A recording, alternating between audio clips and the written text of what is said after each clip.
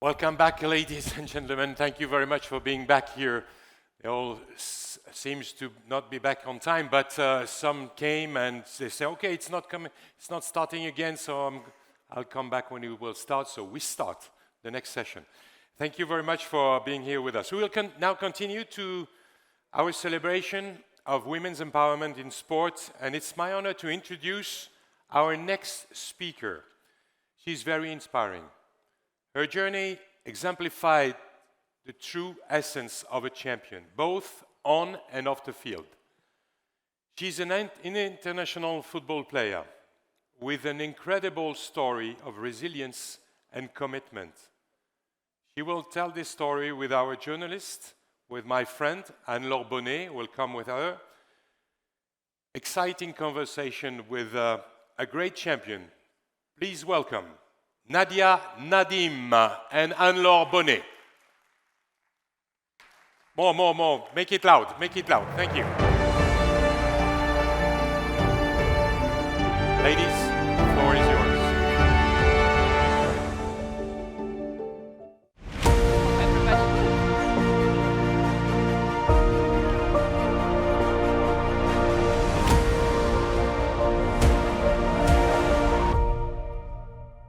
Ladies and gentlemen, good morning. Thank you for being here with us today.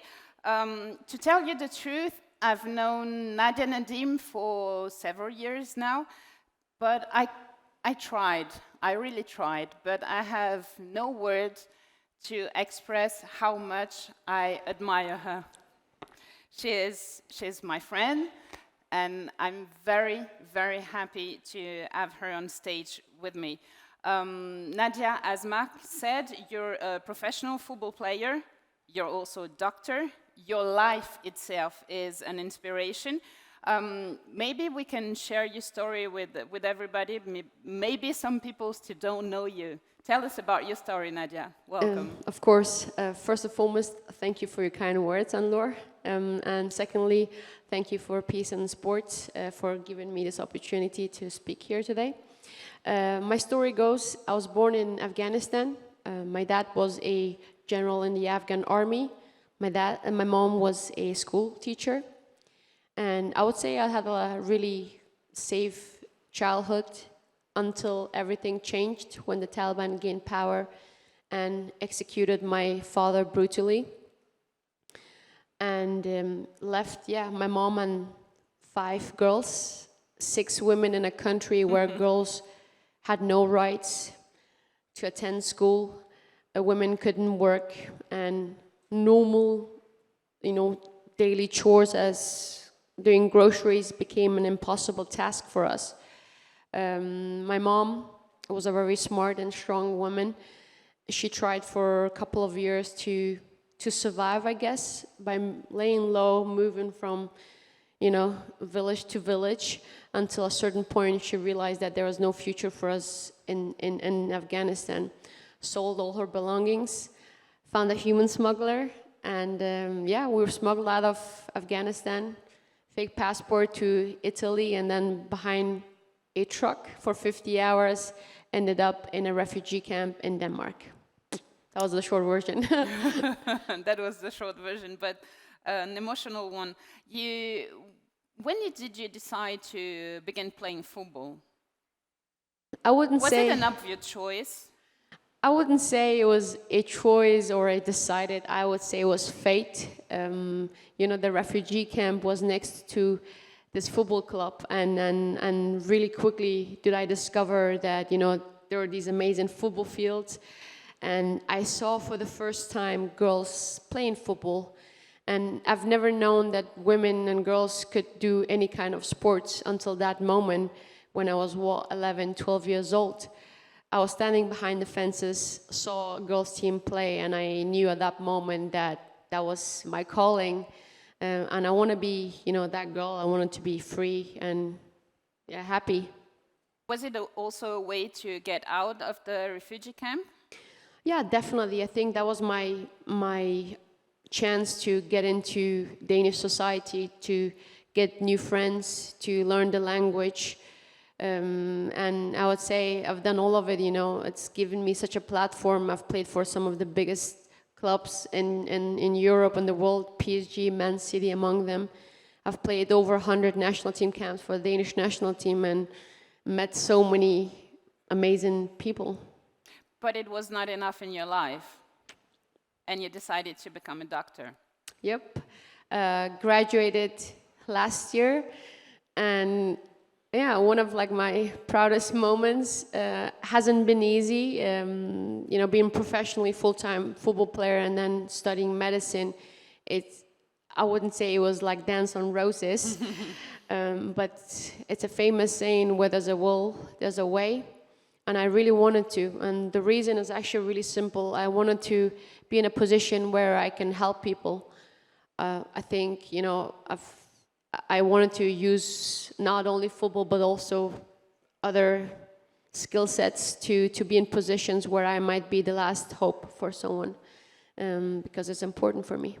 And you also have another way of helping people, since you're a UNESCO champion for girls and women's education. Can you tell us about that role? Yeah, very, very proud to be a UNESCO champion for girls' education, girls and women's education. I think education is very important. I think it's your weapon in life. I think it's, without education, you don't understand the world. You don't know, you're lost. And unfortunately, there's so many girls and women who don't have access. They don't have their weapon to fight in life.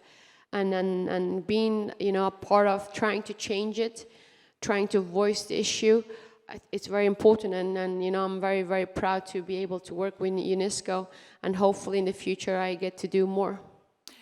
How can we explain the link between being empowered by football, by sport, and being empowered by studies, by education?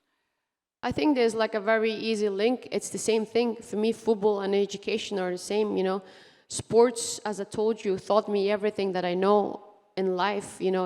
I learned the language the easiest way, and for me it's the same thing that education does. It teaches you new things. Football taught me about my own values, gave me confidence, knew where my boundaries were or how far I can push my boundaries. So I think the lines are very parallel. Where I think sports has a power over education is that it's such a love thing. I think most people love sports more than studying, and I think that probably has the upper hand at times. I don't know if you've seen the Saudi Women's Premier League. It is actually growing. How important is it for women to be able to compete, not only to play but to compete? Super important, and yes, I have been following, the women's league and the men's league, and it's amazing to follow. It's growing drastically in popularity, and for me, it's crucial to have a women's league. I know it's very new, and I know there are a lot of people trying to really make it happen. It's important because you want to give these girls access. At the end of the day, they should have the opportunities, the access to do, if they want to pursue that career.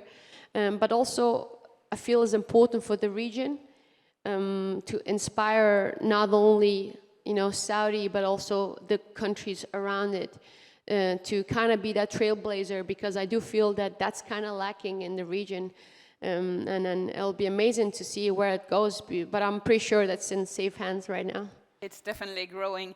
How do you see sport and football as a tool to bring young girls and boys together? Because they're playing in separate fields. But I mean, when you're a kid, you can play together. You never played with boys when you were younger. Oh, I did, surely did.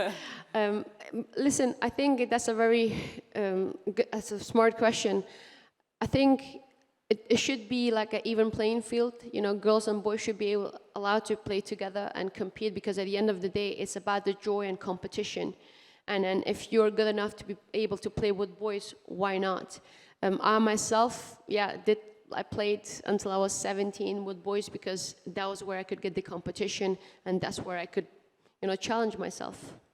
You almost play with Zlatan Ibrahimovic. I saw that you Yes. guys work together. Yes, I love Zlatan, and always amazing to be around him and do any kind of competitions. He's very competitive, as myself.